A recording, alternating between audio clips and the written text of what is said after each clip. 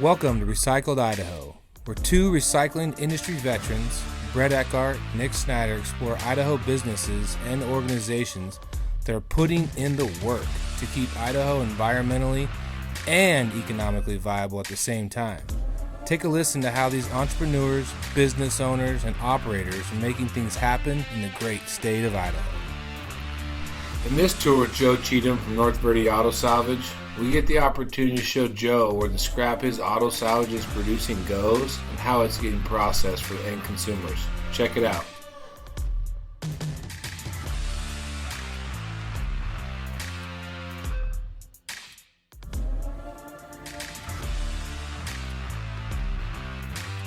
Have you been out here yet, Joe? Yeah, you brought me here right after you got that machine that does the wire. The wire chopper. So You've been here for a while. right after we opened. Yeah, right when we opened.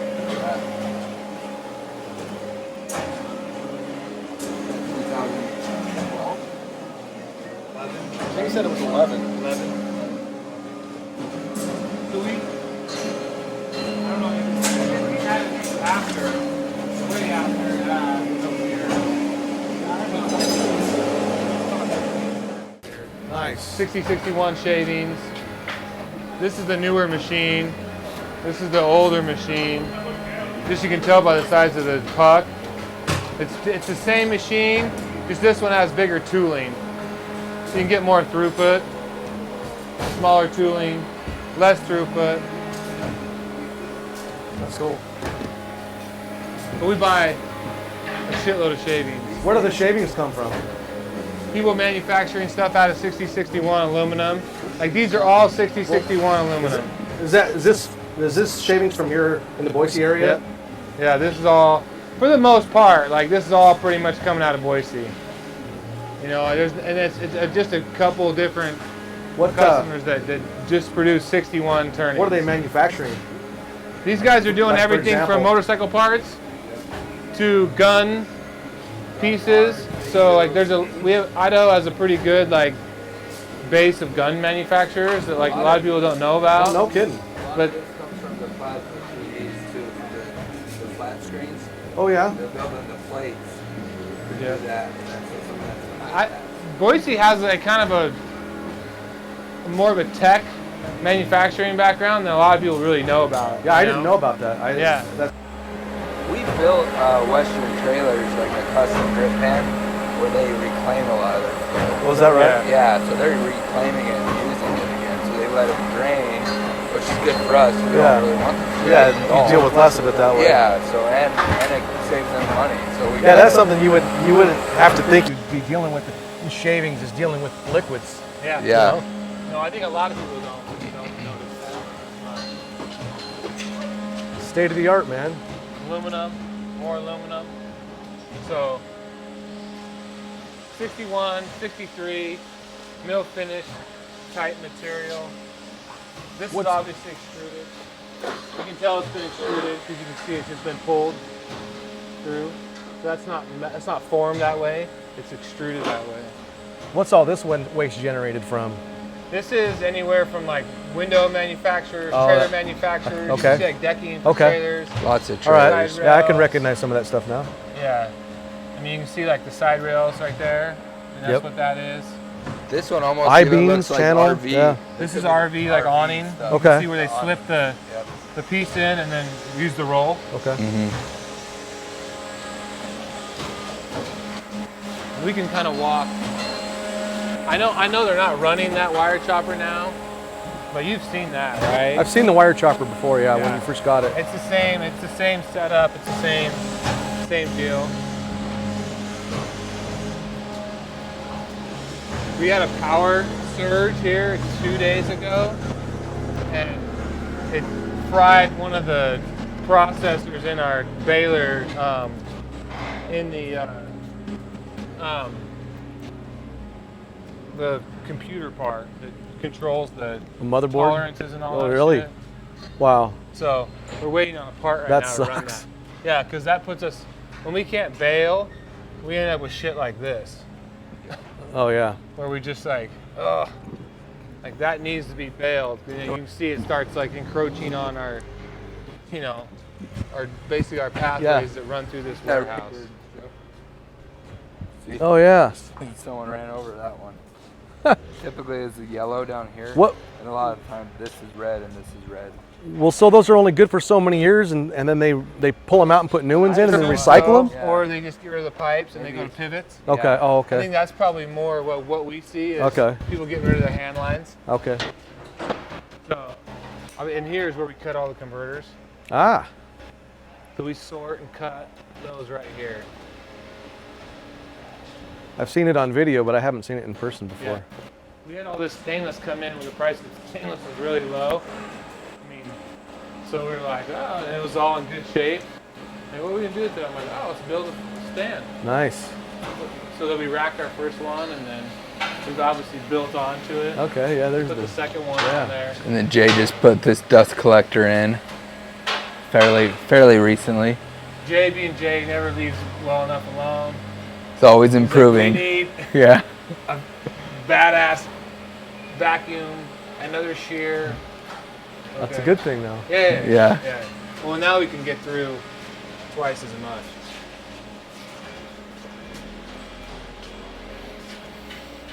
Yeah, this is where all your converters come through. They get touched here a couple times before they go out the door. Yeah, I've seen them on video before. Yeah. You're like, I recognize that. Boss Jay's right doing there. the TikTok now. Oh, He finally got me to download the TikTok. I've been watching Dude, his that's TikTok fun, videos. man. Like, it's it's addicting, good. you know? Oh, dude, I got my wife to look at it. One time she's like, TikTok. Dude, now I look over, I should be over there on the couch, the kids in bed, and she's just flicking through it. I'm like, see, they got you. Yep.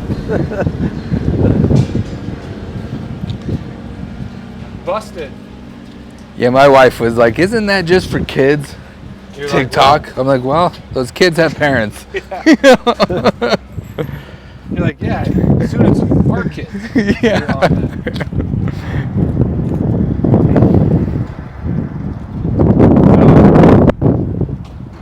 He's basically an aluminum. We get, I mean, you name it. If it's So made those of metal. condensers, they took a building down or something to get all those condensers out So of? those are probably out of a big like rooftop unit, Oh, I'm okay. guessing. So we'll get the big rooftop units in, break them down, tear the tin off, and make them go away. Yeah, some of those came off, but we got a flatbed under it. They just put a new rooftop on the old data center, and they came in here, and we broke it down for them. They get all the Freon pumped out of it, Yeah. get it all ready to go, and then they'll fly the new ones in and the old ones out while the crane's on site. And then And basically, is that considered mostly copper there? it's aluminum copper. It's its own product. Yeah, it's its own aluminum product. copper is It's its got own. its own It's its own. pricing. Oh, I got Yeah. you. Okay, aluminum copper. So it depends on the units, like depends on the size and what we have going on. Is sometimes we'll clean off this galvanized steel piece, so we'll make it a clean copper brass radiator. And sometimes if it's just too gnarly, bent up, nasty looking, then we'll just leave it on, That bail one it, might be call it hard to dirty. get off. Okay. Depend. And if it's a dirty aluminum copper radiator, that's an export item. Okay. Most of the time, that'll get exported. So the cost of labor, you have to determine if the labor's worth the. Exactly. The You in- have to decide yeah. whether you want to how much you Yeah. want to mess with it. Which I think that's the biggest thing anymore is how much do you want to mess with it? What material is worth putting the time in? It's like an auto salvage. Yeah, there's a point of diminishing returns. Yeah. Like at what year, when you buy a car, is it worth inventorying, testing, all the stuff that goes into like a good piece of salvage? Yeah. Like you know that deal every day.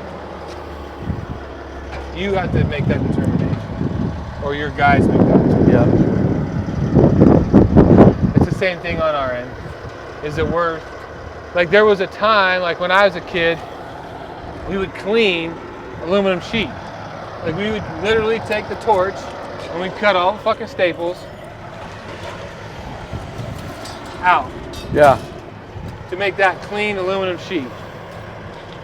Well, I remember when we used to sell radiators to you guys years ago, we used to Yeah. take the tanks off and take the straps off and do all that stuff. Oh yeah. Then it got to the point where the labor just wasn't worth Yeah. what you were getting out of I it. spent a lot of days cleaning staples off aluminum sheet, off camper shells. That's That's a monotonous job. Oh, that's terrible. Well, that's a But at the time, That's a tweaker's job. Exactly. At the time, that's what you did. Well, we get that question all the time, like from people calling in. Was it worth cleaning it? I was like, man, like you gotta ask. Ask yourself that. That's a you question. Yeah. Like, You know? will you make more money? Yes. Yeah. How much more? And sometimes I'll do the math for them. You bring it in, like what's it weigh? They're like 100 pounds. Like, oh, 5 cents a pound dirty. You clean it, 20 cents. You know, you made a few extra bucks. Was it worth it? And they're like, you know, I'll just bring it in. I'll just if you're bring it at in. home, Yep. and you can't go anywhere because the government Yeah. tells you that you're on home arrest. Yeah, you're even though COVID you haven't shut done down. anything illegal. Yeah. Then maybe it is worth cleaning the staples. You got out your nothing else to do. aluminum. Might as well take staples out of aluminum. Yeah. Do you remember if this was up when you came last time? You know, I don't remember. Okay. It was probably pretty close. So We around had it. all the foundation dug, but Uh-huh. it took us a while to actually get it up and that get it done. I can't remember why you brought me over here other than to show me that The wire chopper deal. Because at the time you were selling us harness wire and stuff. Which do you even pull your harness wire? Not anymore, same thing, diminishing returns. I'm like, you know, when at first, I don't know if the price was better or whatever, we did it, you know, for the first few crushes after you started this, and then I was like, man, I got these guys out here for hours pulling, and they're getting, you know, and some of those harnesses are hard to get out and hard to cut, and they're buried in there. I'm like, you know, it gets to the point where I'm just like, nah, forget you it. get 10 pounds of wire, It it costs you an hour it's or not worth 20 it. minutes, No. and then you're buying, you know, you're selling it for 30, 40 Yeah. cents today. Yeah, it's not worth It's it. like, at the end of the day, it goes all back to, is it worth doing? Is the juice worth the squeeze? Right?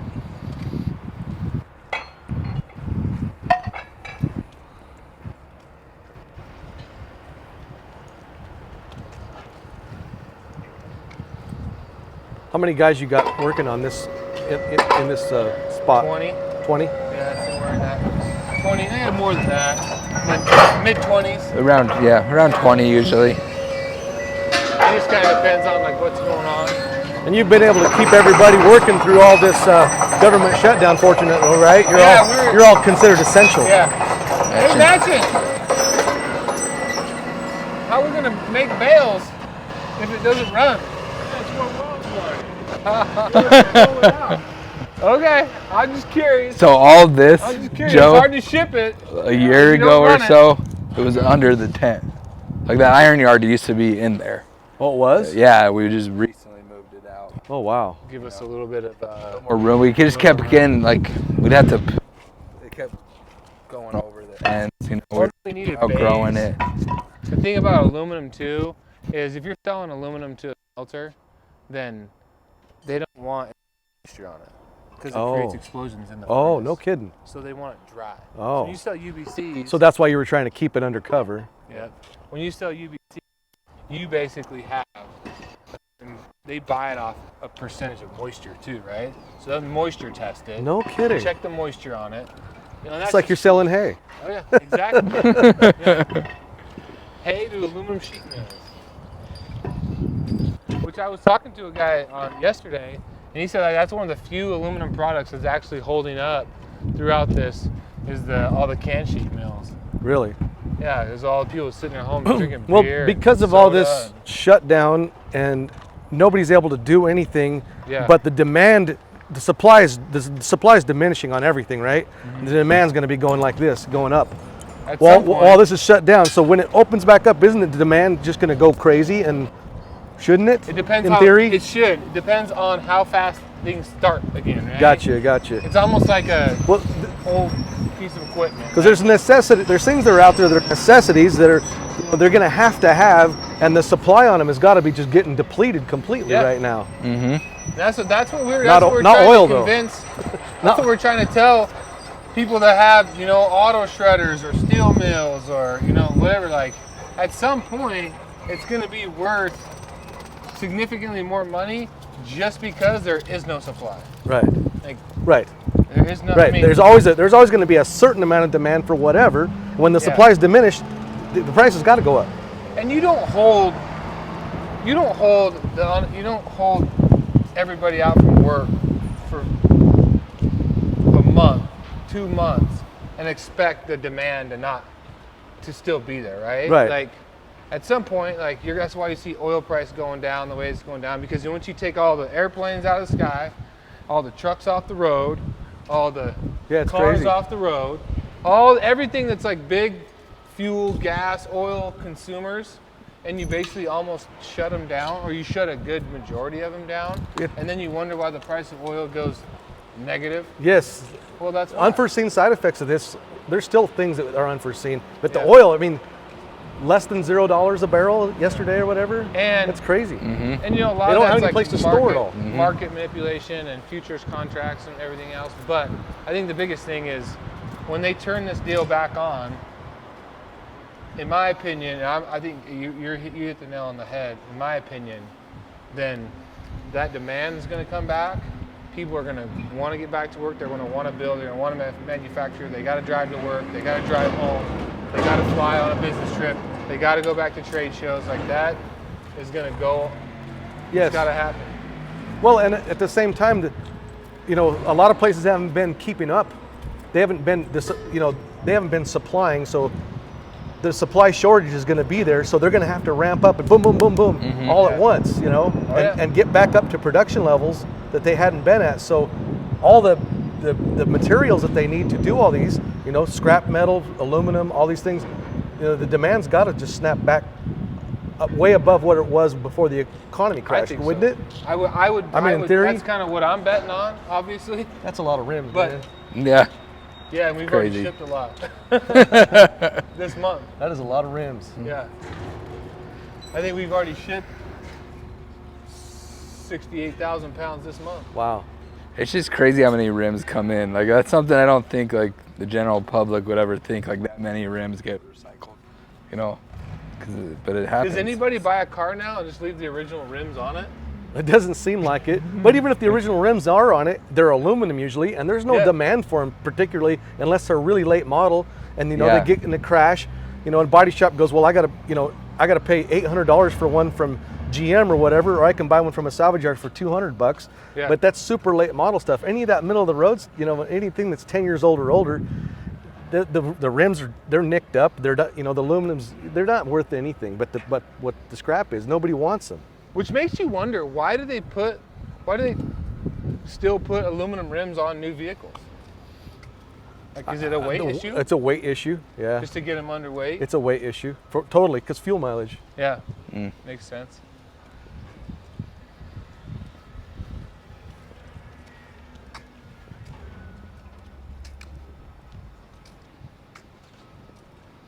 The rims that we don't usually recycle if they're good, are rims off bigger pickups that are steel rims for work pickups. You know, like the 8 hole lug rims or 10 hole lug rims that are steel dually stuff. Yeah. That stuff always sells used. You know. Oh yeah, because that's production driven. Production driven. People out there making a living with those vehicles. Yeah. A lot different than looks driven or fuel efficiency driven. For sure. So this is our retail area. It's where the general public. It's where the general public comes to sling. To recycle rims, you know. Yeah. The rims they couldn't sell on Craigslist, you know. They come here, you know. Which, like you guys were saying, like we get a lot of those calls. Like, how much would you give me for these rims? I'll just run the, 20 pounds of rim, do the math on it, and they'll usually sell them. But they'll try Craigslist first, and no one wants to buy. If someone wants rims, they want them brand new. That's why we recycle so many of ours. We just can't retail them out to people. Yep. People just don't buy them. Because that's like a luxury. Yeah, that's like one of the most common items for you guys is aluminum rims. Huh? Yes. Just because you probably you buy newer salvage, so and we do sell a lot of rims, like especially when around snow tire season, when people want an extra set of rims to put their snow tires on, stuff like that. That I can see. Yeah, but for the most part, people just don't come. Hey, I want to put some different aluminum rims on my so-and-so or whatever. It's just not like it used. This doesn't happen very often. Those customers are rare. This is our commercial scale. So like, if you had a bin come in full of rims, the guys weigh it right here. Okay. Then they fill out the paperwork. It matches yours. Ticket goes inside and then gets to our account manager. How heavy will that weigh up to? What's the capacity? 10,000. 10,000 pounds. 10,000 pounds. 10,000 pound platform skells, which a forklift's not going to pick up 10,000 pounds. No. So Well, mine will. these ones won't. They won't pick up. They'll pick up like 7, Yeah. but really like the sweet spot's around 5, Like even these, all those boxes right here, that copper chopper you've seen, that's all copper chop. They have to cut them in half like that to keep the weight down. Oh man. But each one of those like 4,500 pounds. Yep. Really? Yeah. That's a lot of copper. Yeah. Yeah, we just shipped a load of that this morning too. As much as we can, we try and keep the shit moving. Is the foreign demand still going on? Is it? Yeah, the demand is there. Just the pricing really isn't. The price, yeah. And some of that's supply driven, like aluminum especially, because they're just not using as much aluminum. Yeah. So right now, it's all your auto manufacturers who are your big aluminum users, your big secondary aluminum, your cast houses, who are, those are the guys melting, making the ingots, getting them ready for whoever's making your carburetors, your whatever it is, right? Your motors, your blocks, your trannies, all the cylinder heads, the cylinder heads, all the cast aluminum components. Those are your big users. And when those guys aren't running, like when they're not, they're shut down right now. Then that demand is very minimal. We good? I think so. I'm good. I'm good if you're good.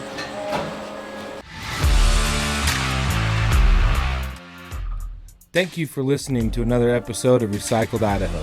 And as we continue the journey across this great state, we look forward to bringing you more stories of people and organizations putting in the work to do the right thing.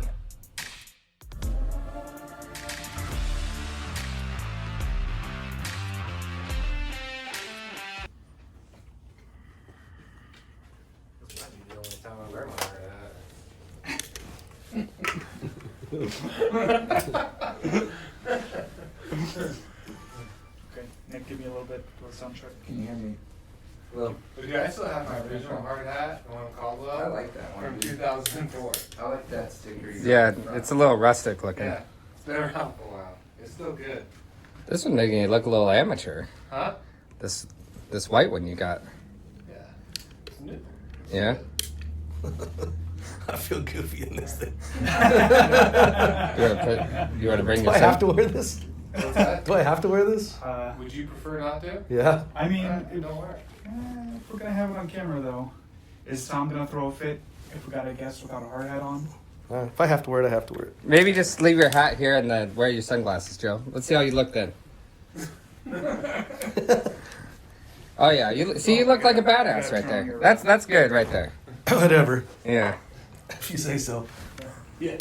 Give me another mic. Hello. Check, check, check.